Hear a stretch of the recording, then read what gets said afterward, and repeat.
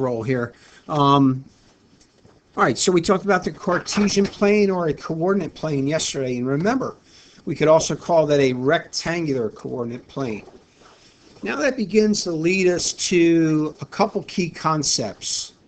One of those key concepts is a relation, and the other key concept is a function. So we're going to start with relations, and so all a relation is a set of pairs. A set of, oops, I missed the key word before it, ordered pairs. Ordered pairs. That's important. Set of ordered pairs. Okay, so there's order to relations. And if you want to, you can think of relationship. Okay, good. There's order. And so in our relation, there are sets of pairs. And so you can see from example A, you have the coordinates 1, 3. Well, that's a pair. You have the coordinates 4, negative 1. That's a pair. You have the coordinates 7, 5. That's a pair. So the set with those three ordered pairs is a relation. And we already talked yesterday, the first one is always the what value? The x value, and the second one is always the y value. So again, when we say an ordered pair, you can't put the y first and then the x. You should have found that out with last night's homework, right? It's got to be the x first and then the y. X and then y, x and then y, x and then y. It's a set of ordered pairs. As long as everything in the set is paired, then it's a relation. If you had something in a set where you had 5 pairs and 1 solo, it would not be a function. I'm sorry, a relation. So everything's got to be paired up for it to be a relation. You think about Noah's Ark, and except for the clean animals, everything was 2 by 2. You got to the clean animals. How many went into the Ark of clean animals?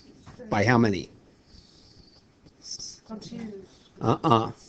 7. 7. All the clean animals went in by 7. I know we just say 2 by 2, but the reality is 7. So there are 2 examples of a relation. The first relation is relation B, and it's the set 1, 3, 4, negative 1, 7, 5. And the second set is relation K, and you got the pair negative 1, 0, you got the pair 2, 4, you got the pair 3, 4, and you got the pair 5, 7. By the way, every x, every first element is called a what? Do you remember the name? Say it if you know it. Called a what? Abscissa. Abscissa. All right, so again, I told you guys yesterday that you got to remember these things. You got to look back and look at your notes. The first is called an abscissa. The second is called an ordinate or an image. All right, so you got abscissas. So remember, there's order. The abscissa comes first, then comes the ordinate. All right? If everything's paired up, it's a relation. It's that simple. All right, so a couple more terms now. If we were to take all the first elements and make them into a set, we're going to call that set the domain. The domain. D-O-M-A-I-N. So all the first elements together as a set are called the domain. So if you look here for the example, I have D sub B. And I'm talking about the domain of relation B. Got it? So what is the domain of relation B? Well, we're going to list them, right? And it's the 1, it's the 4, and it's the 7, and then we have to close it with a brace. It's all the abscissas from the B relation. So what's the domain of B? All the x values, all the abscissas. So it doesn't take a rocket scientist. Go ahead and do the domain of K. Go ahead and do the domain of K. Stay in color here. All right, the key is you have to remember that the domain are all the x's, all the abscissas, all the first ones, right? What are the domain? All the x's, all the abscissas, all the first ones. So that's the domain. Well, we've got a term also for the set of all the second ones. Anybody happen to know the name? You have domain and you have, give it a shot, begins with an R. You have the domain and you have the range. The domain and the range. Oh, and let me just mention a few other things. Some like to call the domain, so I'm going to go back to where the domain was, use a little parentheses and put the word input. Especially in our day of computers and such, some like to call the domain the input. Therefore, the range would be the output. So you got an input and you got an output. Input and output. All right, so let's go ahead and list the set of the range. So again, R sub B says, what is the range of the relation B? Most of the time, people are going to put these in order. So -1, 3, 5. Others like to put it in the order that they see them in the actual relation. I don't know that there's a set definite right or wrong, but most people usually go in numerical value. It's just easier to make sure we got everything because we can look in order, and it's just quicker to make sure everything's there. Now, when I say give me the range of K, most people will get this wrong. So I want you to maybe get your pencil out and write in the range for K. Do it in pencil because most. Omar, give me your range. 4, 4, 7. Say it again. 4, 4, 7. 4, 4, 7, like that? How many agree with Omar? Really? Okay. That is wrong. Somebody that did not have what Omar had. Emily, what do you have? 0, 4, 7. 0, 4, 7. How many have what Emily has? Okay, 3. And there should be one other possibility. Who has something else? Aaron? 4, 7. Just 4, 7. Okay, I didn't think of that one. How many have that? You already don't want to admit it because I just said I didn't think of that one. All right. And then there's, I think, another one. Kristen. 0, 4, 4, 7. Yeah. Omar, are you like anti-zero? Are you people, some people out there anti-zero? Why'd you leave out poor zero guy? I mean, you know, he deserves respect. All right, that one is not correct either. The correct one was the 0, the 4, and the 7. 0, 4, 7. 3 of you were correct. And again, as I say, normally people will get that wrong. They'll repeat something. Well, listen. The domain lists all the possible outputs, all the possible ordinates. And they are 0, 4, or 7. Why would I keep saying 4? 4, 4, 4, 4. It doesn't matter how many times the 4 appears. The 4 is part of the range. We don't need to mention it twice, or 3 times, or 5 times. You only mention it once because you're listing what are the members. This 4 is no different than that 4. They're the same thing. Therefore, you don't list them twice. Okay? You don't list them twice. So remember that, and you'll get those right, and those aren't a big deal. All right. Number 2, writing relations. Writing relations. All right, not a big deal. There's a couple different ways we can do this. So put each pair of coordinates in parentheses. Put each pair of coordinates in parentheses. And put all ordered pairs inside of what? Not brackets, inside of braces.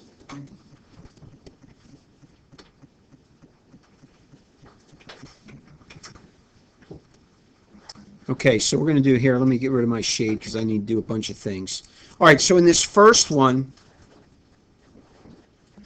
right, put each pair of coordinates in parentheses and put all ordered pairs in braces. So we need brace,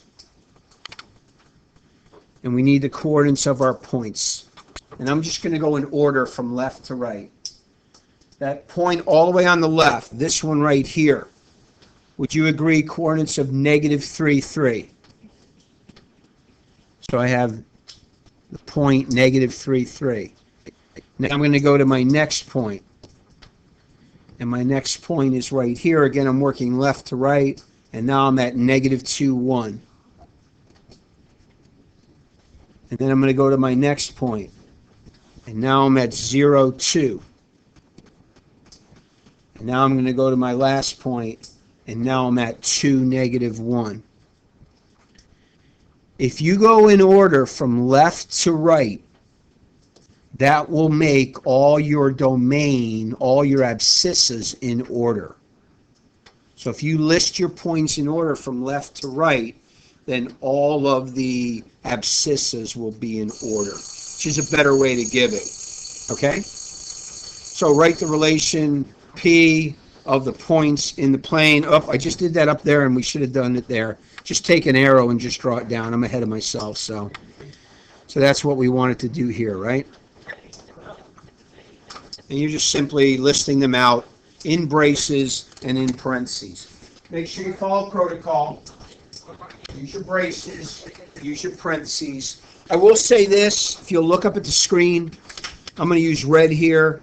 Some like to put commas in between each point, and I don't because there's so many commas already.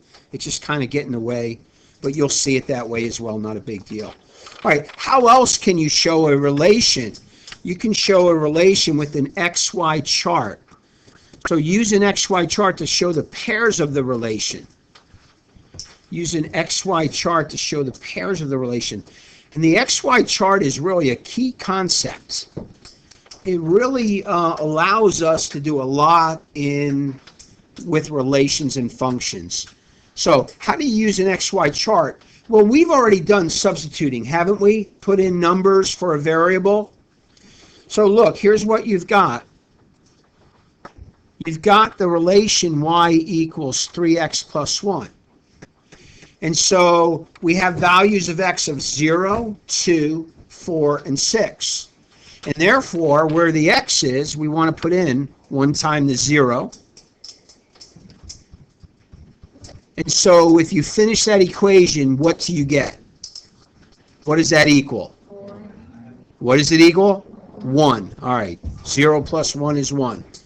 So when the x is a 0, the y is a 1. Hey, you know what we just did? When you input a 0, you output a 1 for that specific relation. I like to think of it as like guys and girls, right? First one is the guy, the second one is the girl, right? Guy 0 is dating girl 1. All right, yes, very good. Relations, right? Everything's paired up, not a problem. All right, second situation, you put in 2 for the x, right? And what's the output when the input is a 2? It is a 7. See, again, what am I doing? I'm doing the 3x plus 1, right? So now I put a 4 in for the x, and the output for a 4 is a 13. Must be for today, Friday the 13th. And finally, when we input a 6, we output a 19, and we just found all the pairs. So by the way, our domain would be the 0, the 2, the 4, the 6. The range would be the 1, the 7, the 13, and the 19, Edward. How come do we have to use the formula of 3x plus 10? It was just this particular example. Every relation, Edward, has its own formula. So it could be all kinds of different possibilities there, and that's where we'll see. That's where we're heading. That's where we're going. All different possible relations. There are an infinite number of them. Okay, number 3. So what if they say something like this?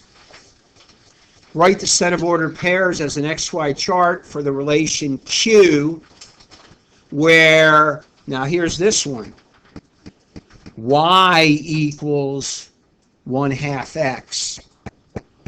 And they tell us the domain. They say the domain is -2, 0, 2, and 4. Now, when you get that question, this is the first thing you would do. I've already done it for you for time's sake. This is the first thing you would do. You would make an XY chart, and you'd start with the values they told you to use for x, right? Because isn't the x values the domain? So they told you -2, 0, 2, 4, and that's what you would use. Next, you would do the 1/2, and where the variable is, you would put in the value of the domain. So do you agree in this first one, we've got to put in a -2.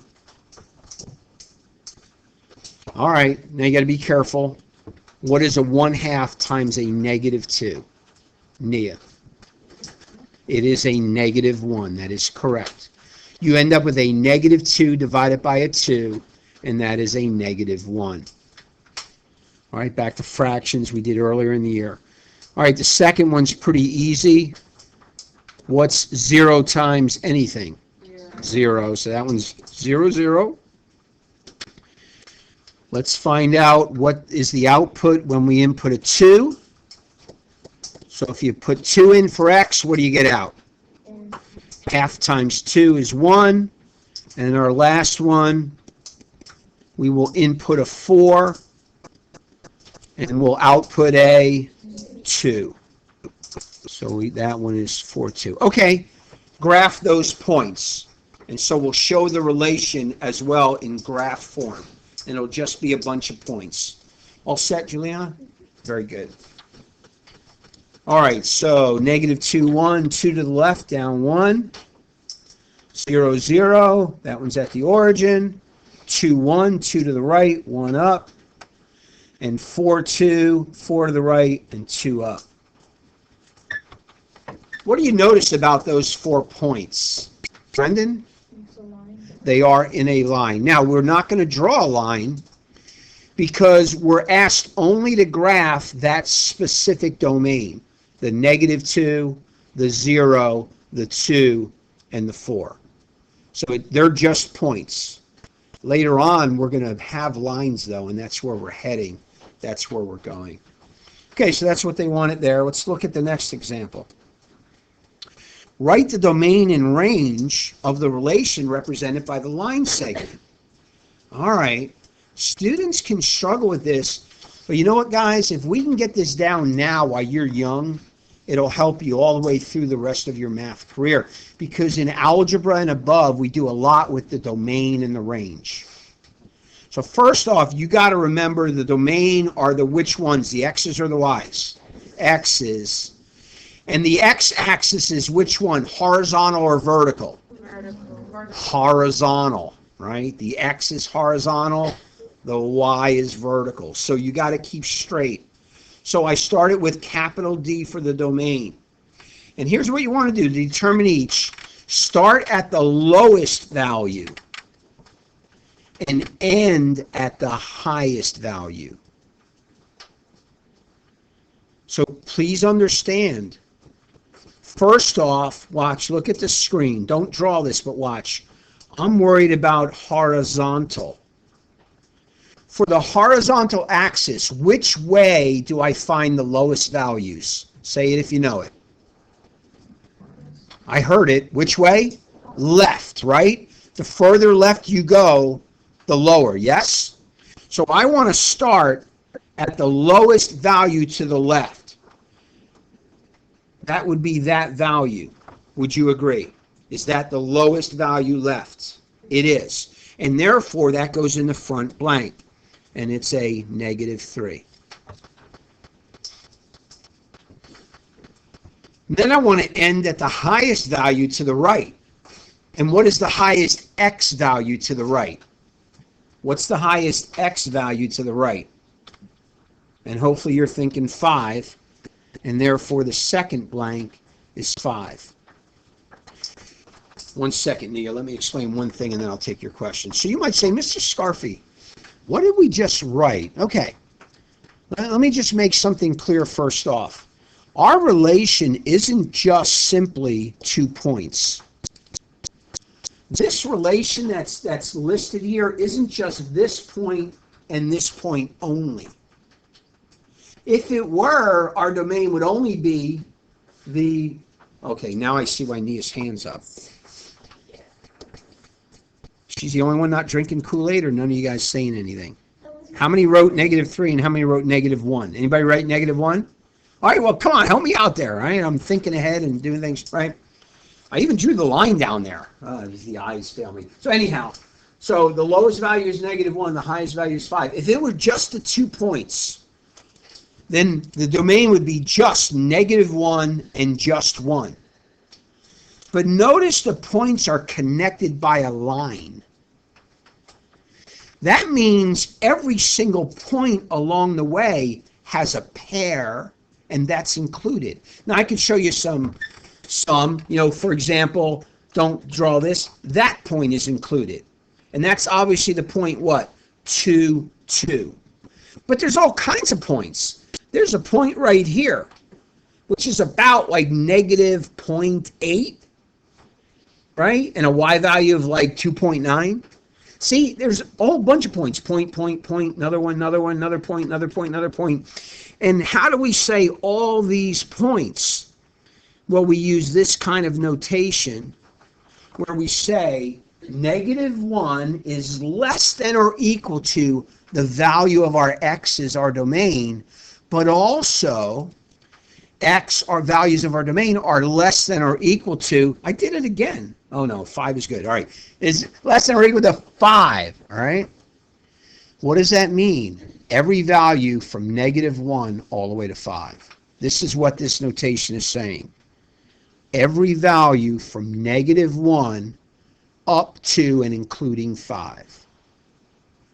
So, do we have a point on the line from -1 all the way to 5? And the answer is yes. And the points don't have to be shown. Remember, what is a line but a bunch of continuous points? So that's the idea. So let's do the range. So again, be careful now. You got to go lowest to highest. The range is the vertical axis. Which way are the lowest values on the vertical axis? No, there is no right, left on vertical. Which way are the lowest values? Down.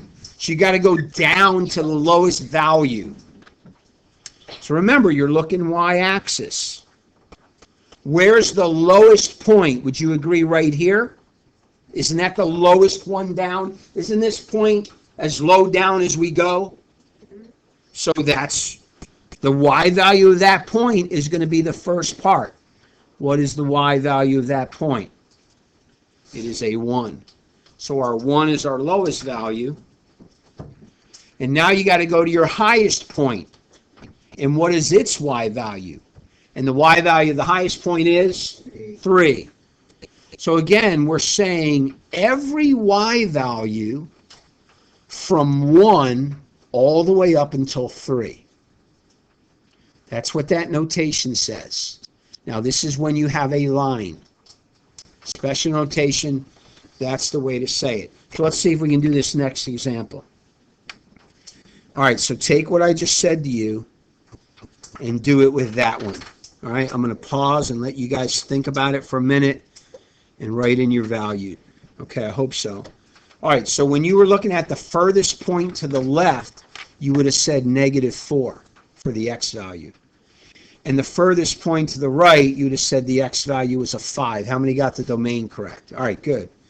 And then for the range, you'd have said the lowest value was the -3, and the highest value was the 3. How many got that correct?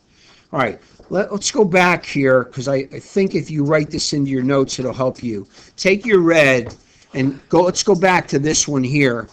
And underneath the -1, write furthest left. Furthest left, so that when you look back at your notes, you remember what we did.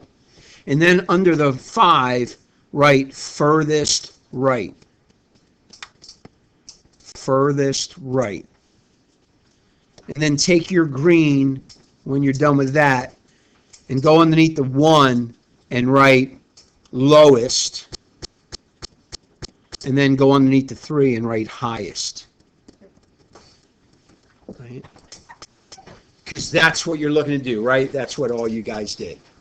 Did the lowest, did the highest. Okay? All right, I'm going to stop. I don't want to delete anything.